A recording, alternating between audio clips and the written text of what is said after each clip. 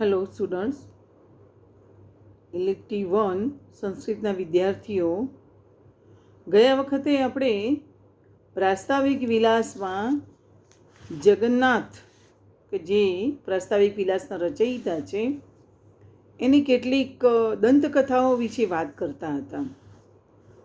તો એમાંની બે દંતકથાઓની આપણે ચર્ચા કરી હતી. એની આગળ હવે બીજી એક દંતકથા એવી છે, કેટલાક વિદ્વાનોને મતે ભાઈ દંતકથા એટલે એવું કે એમાં સત્યતાની નજીક હોય પણ સત્ય નહીં. એટલે કેટલાક વિદ્વાનો અલગ અલગ મત જે દર્શાવે અને એ જો સત્ય ન હોય પણ સત્યની નજીક હોય તો એની દંતકથાઓ એવું નામ આપવામાં આવે છે. તો કેટલાક વિદ્વાનોના મતે લવંગી એટલે કે બાદશાહની ત્યાં રહેનારી એક અત્યંત સુંદર એવી દાસી હતી અને આ દાસી ઉપર પંડિતરાજ જગન્નાથ એ મુગ્ધ થયા. બાદશાહ પાસે એમણે આ દાસીની માગણી કરી. બાદશાહે વળી એમને ધર્મ પરિવર્તન કરવાનું કહ્યું. પંડિતરાજ જગન્નાથે એ ધર્મ પરિવર્તન પણ કર્યું લવંગી માટે અને બાદશાહે લવંગી એમને આપી દીધી. પરંતુ આ લોકવાયકામાં બાદશાહ કોણ હતા એવું કોઈ જ નામ કે બાદશાહનો સમય પણ નિશ્ચિત કહેવામાં આવ્યો નથી. કાશીના પંડિતોનો દ્વેષ એ પંડિતરાજ જગન્નાથની સાથે હતો. એ યવનીને કારણે નહીં. એમને જગન્નાથ સાથે દ્વેષ હતો પણ એ યવની સાથે કોઈ દ્વેષ નહોતો. વળી ભોગવિલાસથી ભરપૂર યવનોના દરબારમાં, યવનો એ બહુ ભોગવિલાસમાં માનવાવાળા હતા અને એના દરબારમાં આ યુવાન એવા પંડિતરાજ જગન્નાથ રહેતા હતા. એટલે પંડિતરાજ લવંગીના એવા અસામાન્ય એવા સૌંદર્યથી આકર્ષાઈ ગયા. કારણ કે આખું એટમોસ્ફિયર જ એ પ્રકારનું હતું. લોકો નર્યા ભોગવિલાસમાં માનતા હતા અને લવંગી ઉપર આકર્ષાયા અને બાદશાહ જોડે માગણી કરી. બીજી એક લોકવાયકા એવી છે કે એક વખત કાશીમાં ગંગા કિનારે પંડિતરાજ જગન્નાથ આ લવંગીને આલિંગન આપી અને સૂતા હતા. ત્યારે સ્નાન સંધ્યાથી પરવારીને પાછા આવતા એવા અપ્યય દીક્ષિત, અહીંયા કોઈ આપણે સામાન્ય નામ હોય જ નહીં, બધા વિદ્વાનોના જ નામ છે. એટલે ક્યાંય કહેવાનું રહી ગયું હોય મિત્રો તો એ સમજી જ લેવાનું કે એ વિદ્વાનો જ હોઈ શકે. તો અપ્યય દીક્ષિત નામના એક વિદ્વાને એને કહ્યું કે હા હા તમે તારે આરામ કરો. જગન્નાથના મોઢા પરથી ચાદર દૂર કરી એટલે પંડિતરાજને જોયા. અપ્યય દીક્ષિત ત્યાંથી પસાર થતા હતા અને એમણે પંડિતરાજને જોયા એટલે કહે છે કે હા, બાજુમાં જ ગંગા વહે છે એટલે તમે આરામ કરો. પણ બીજા વળી એક ઉત્તર પક્ષ અને પૂર્વ પક્ષ હોય તો બીજા વિદ્વાનો એ એન્ટી પક્ષવાળા વિદ્વાનો એવું કહે છે કે ના, જગન્નાથ તો અપ્યય દીક્ષિત એકબીજાના વિરોધી હતા. એટલે અપ્યય દીક્ષિતને હંમેશા જગન્નાથ અપ્યય દીક્ષિતને હંમેશા સાહિત્યના દાવાનળ તરીકે ઓળખાવતા અને બંનેના સમયમાં પણ ફેર છે. તો અપ્યય દીક્ષિતના અંતિમ સમયમાં જગન્નાથની ઉંમર તો ખૂબ નાની હોવી જોઈએ. વળી ભટ્ટોજી દીક્ષિત અને જગન્નાથની વચ્ચે વિરોધ હોવાને લીધે એમણે ભટ્ટોજી દીક્ષિતના ગુરુ એ અપ્યય દીક્ષિત સાથે પણ વિરોધ કર્યો હોવો જોઈએ. એટલે કે આ વાત સાચી નથી કે ગંગા કિનારે તેઓ એ આટલા મોટા સાહિત્યકાર થઈ અને લવંગીને આલિંગન આપીને સૂઈ ગયા હતા. એટલે એક આ વાતને પણ દંતકથાને પણ કોઈ સામર્થ્ય મળતું નથી. જો મિત્રો જો સત્ય હોય તો પુરવાર થઈ ગયું હોય, પણ સત્ય નથી, એક દંતકથા છે અને આ દંતકથાને પણ કોઈ પુરાવા પ્રાપ્ત થતા નથી. બીજી એક દંતકથા પ્રમાણે કહે છે કે જયપુરના રાજા જયસિંહ સાથે પંડિતરાજ જગન્નાથની મુલાકાતના સંબંધમાં પણ લોકવાયકા છે.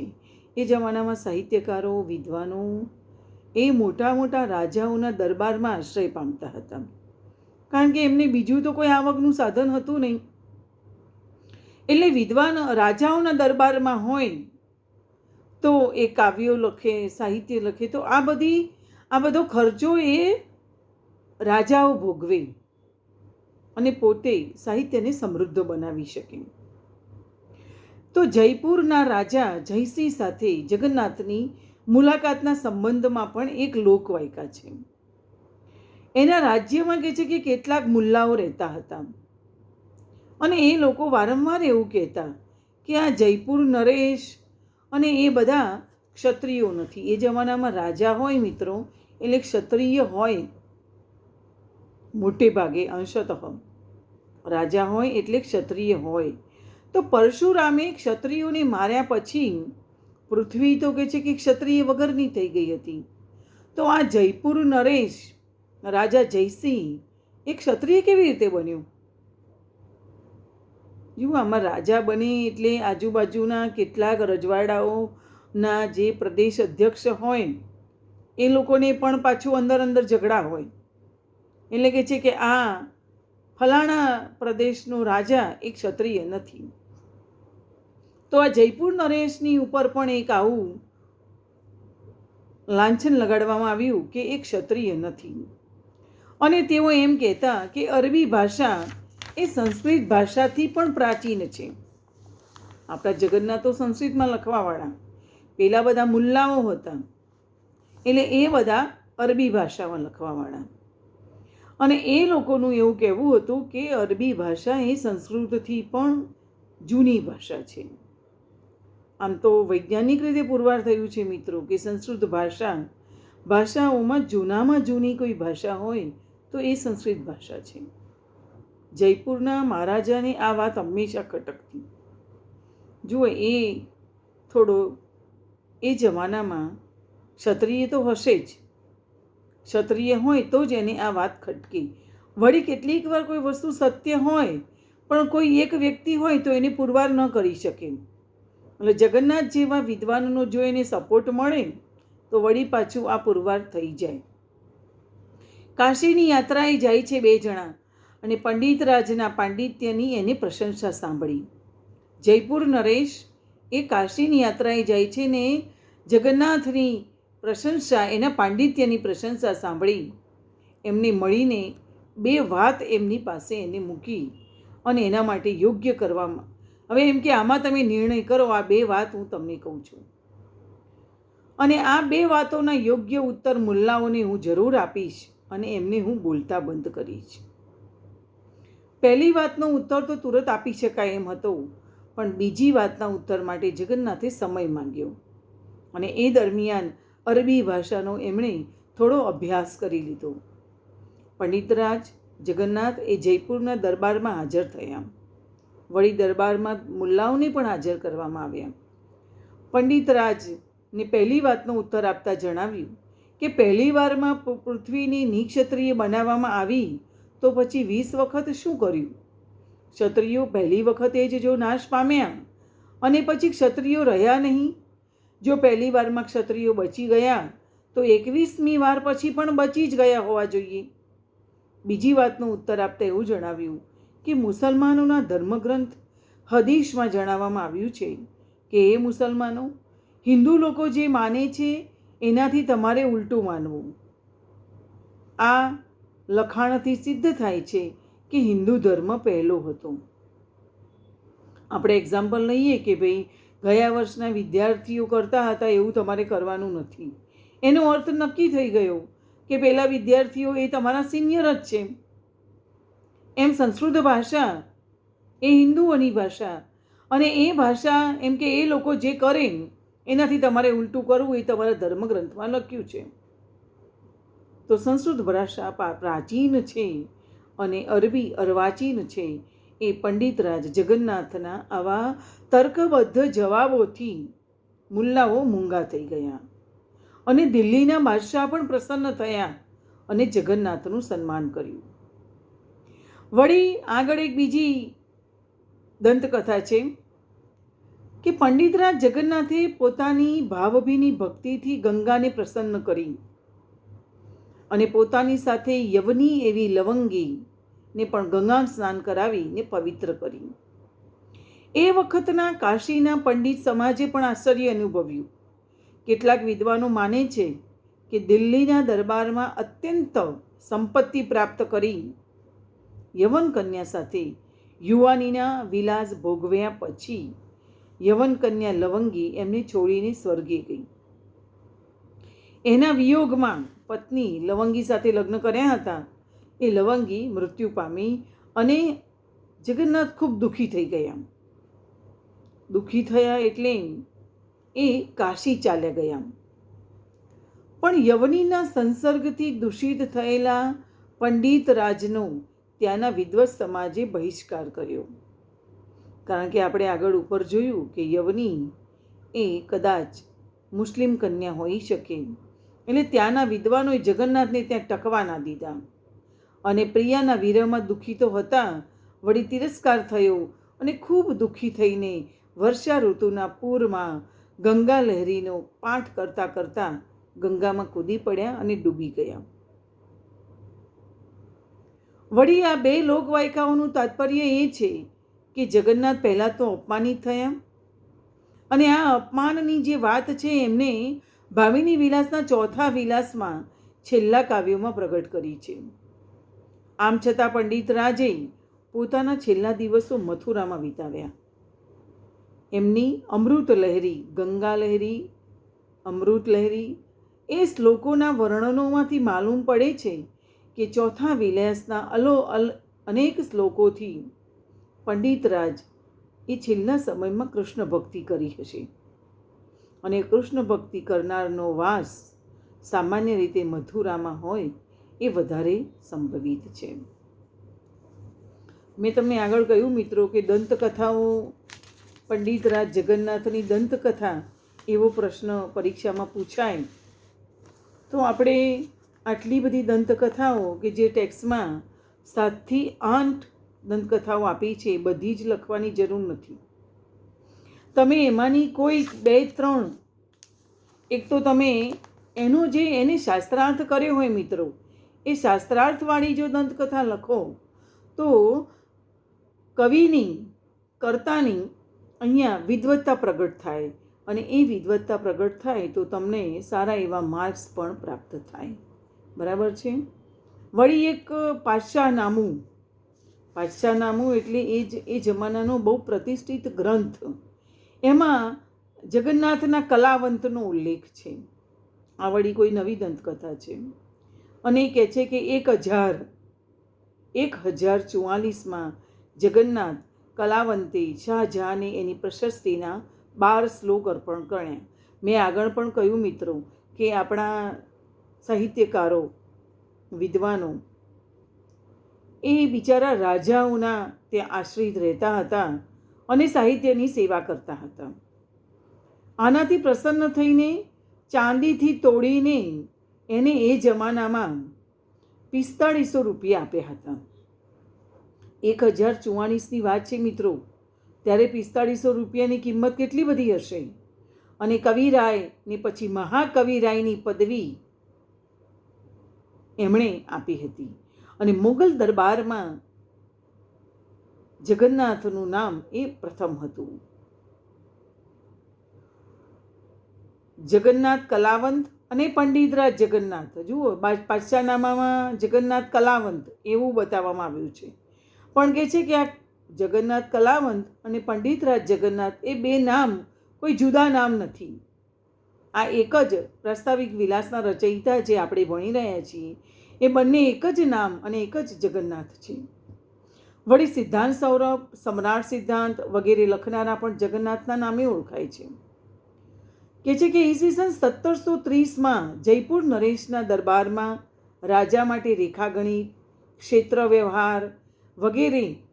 ક્ષેત્ર વ્યવહાર એટલે મિત્રો ખેતરની માપણી માટેનું એક શાસ્ત્ર. તો ક્ષેત્ર વ્યવહાર વગેરે ગણિત શાસ્ત્રના ગ્રંથોની રચના કરનાર પણ જગન્નાથ હતા. આમ એક ફ્રેન્ચ લેખક એવું કહે છે મિત્રો કે જગન્નાથ તો 40 પ્રકારના થઈ ગયા છે. એમાં આપણા પ્રાસ્તાવિક વિલાસના જગન્નાથ કયા? છતાં પણ રસગંગાધર, ભામિની વિલાસ વગેરે ગ્રંથોના રચયિતા એ આપણા પંડિતરાજ જગન્નાથ જ છે, એમાં કોઈ જ શંકા નથી. આ બધી જ દંતકથાઓ લખ્યા પછી બહુ ટૂંકમાં સારાંશ કહી શકાય એવી રીતે આપણે એમના વ્યક્તિત્વની વાત કરીએ તો એમનો સ્વભાવ એ કેવો હતો? તો કે જે સામાન્ય રીતે પાંડિત્ય યુગના સંસ્કૃત પંડિતોની જેમ સ્વાભિમાની, અહંકારી. સ્વાભિમાની એ જ હોય મિત્રો કે જે મહેનત કરતું હોય. અહંકારી અને પરનિંદક રહ્યો છે. બીજાઓને જે કરવું એ કરે, મારે મારું જ કામ કરવું, બીજાઓની નિંદા કરવામાં રસ લેવો નહીં, એટલે પરનિંદક રહ્યો છે. અન્ય પંડિતો કરતાં પોતાના પાંડિત્યનો ગર્વ, થોડા પ્રાઉડી કહી શકાય એવા સ્વાભિમાની અને અભિમાની. પાંડિત્યનો ગર્વ અને ઉદ્ધતપણું એ પંડિતરાજમાં વિશેષ હતું. ઘણીવાર તમને ખબર હશે સ્કૂલ લેવલે મિત્રો કે મેથ્સનો ટીચર હોય ને એ એકાદ વાર જો બહુ જ સરસ ભણાવતો હોય ને એકાદ વાર તમને માર પડ્યો જ હોય. એટલે જેનામાં નોલેજ હોય ત્યાં તમારે ઉદ્ધતાઈનો સામનો કરવો પડે. તો કહે છે કે ઉદ્ધતપણું એ પંડિતરાજના એના ગુણોની વાત કરીએ તો ઉદ્ધતપણું એનામાં હતું. અને જે પંડિતો સાથે એમને મુકાબલો કરવો પડ્યો એમની સાથે પાંડિત્યપૂર્ણ ઉદ્ધતાઈ તો ખરી, આપણે તું તારી કરી એ પ્રકારની નહીં, પણ પાંડિત્યપૂર્વકની ઉદ્ધતાઈ બતાવીને એમનો પરાજય કર્યો. એમને આગળ પણ મેં તમને કહ્યું કે અપ્પે દીક્ષિત જોડે પણ પ્રતિવાદમાં એમણે અપ્પે દીક્ષિતને પરાજય આપ્યો. રસ ગંગાધરના બધા જ અલંકારોમાં અપ્પે દીક્ષિતનું એમને ખંડન કર્યું. પાંડિત્યનો ગર્વ કે હું વિદ્વાન છું અને મને બધું જ આવડે છે અને ક્યાંય હું ખોટો ન પડું, એ પ્રકારનું અભિમાન કે છે કે જગન્નાથમાં વધારે હતું. આ ગર્વ એમની વાણીમાં દેખાય છે.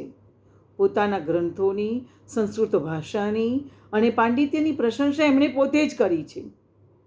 મોટાભાગના વિદ્વાનો કહેતા નથી કે મેં આ કર્યું, પણ આમને એમના ગ્રંથોમાં કહ્યું છે કે મારું પાંડિત્ય આ પ્રકારનું છે. વાણીના આચાર્યનું પદ ધારણ કરનાર મારા સિવાય બીજો કોણ ધન્ય મનુષ્ય છે? વાણીનો આચાર્ય એટલે કે બોલવાની છટા અને સામેવાળાને શાસ્ત્રાર્થમાં હરાવવાની છટા, કલા અને પાંડિત્ય મારા જેવું બીજા કોઈમાં નથી, એ પ્રકારનું અભિમાન જગન્નાથને હતું. આવી ગર્વોક્તિઓ, ગર્વવાળી ઉક્તિઓ એટલે ગર્વોક્તિઓ, અભિમાનવાળી ઉક્તિઓ એટલે ગર્વોક્તિઓ એ ભામિની વિલાસના ચોથા વિલાસમાં મળે છે. આમ છતાં કહે છે કે પંડિતરાજનો આ ગર્વ યોગ્ય છે, કારણ કે એમને સાક્ષાત સરસ્વતીની કૃપા પ્રાપ્ત થઈ હતી, એટલે જ એમને સર્વત્ર વિજય મળ્યો છે. ગંગા, વિષ્ણુ વગેરે માટે ભક્તિની નમ્રતામાં પણ ભક્તના હકનો દાવો એ ગર્વ ભર્યો છે. પોતાના સમયમાં પંડિતો પ્રત્યે એમણે જેટલી ઉદ્ધતાઈ અને ગર્વભરી વાણી કરી એટલા જ નમ્ર, સરળ અને વિનય એમની ગંગાલહેરીના સ્તોત્ર ગ્રંથોમાં બતાવ્યું છે. જીવનના અંતમાં કહે છે કે પોતાના મૂળ સ્વભાવમાં એમને ચેન્જ લાવ્યા. મૂળ સ્વભાવમાં પોતાના જે ઉદ્ધત સ્વભાવ હતો, થોડો ગર્વવાળો હતો, અભિમાની હતો, એમાં પરિવર્તન લાવ્યા અને એની સામે એવો નમ્રતા, વિનય, ત્યાગ અને ઈશ્વર ભક્તિ પ્રત્યે એમને પોતાના જીવનને વાળ્યું. અને કહે છે કે જો ગોવિંદના ચરણ કમળોને ભજી ખેડૂતોના કુળમાં મારો જન્મ થાવ, એવી ભક્તિ અને પાંડિત્ય ખરેખર જગન્નાથની ભક્તિ અને પાંડિત્ય એ ખરેખર કે છે પ્રશંસનીય છે. અને જીવનની સાચી ઉદાત્તતા ટકાવી રાખનારા પંડિતરાજ એ સંસ્કૃત સાહિત્ય શાસ્ત્રના એક આભૂષણ રૂપ અને ચિરંજીવ છે. ચિરંજીવ એટલે કેવા કે જેઓ હંમેશા સાહિત્યની સાથે, સાહિત્યને લીધે આપણી સાથે છે અને એમના સાહિત્યને આપણે હંમેશા વાગોળતા રહીએ, પંડિત જગન્નાથના સાહિત્યને વાગોળતા રહીએ એ જ એમની શ્રેષ્ઠતા છે. તો આપણે એમના ઉદ્ભવ અને વિકાસની વાત કરી મિત્રો, અને આજે મુક્તક સાહિત્યનો ઉદ્ભવ અને વિકાસ એ ચર્ચા થઈ ગઈ. વળી જગન્નાથ વિશે પ્રચલિત દંતકથાઓ અને વ્યક્તિત્વ વિશેનો પ્રશ્ન આજે પૂરો થયો. હવે પછીના લેક્ચરમાં આપણે એમની કૃતિઓ અથવા તો સાહિત્ય સર્જન એની વાત કરવાના છીએ. થેન્ક યુ મિત્રો.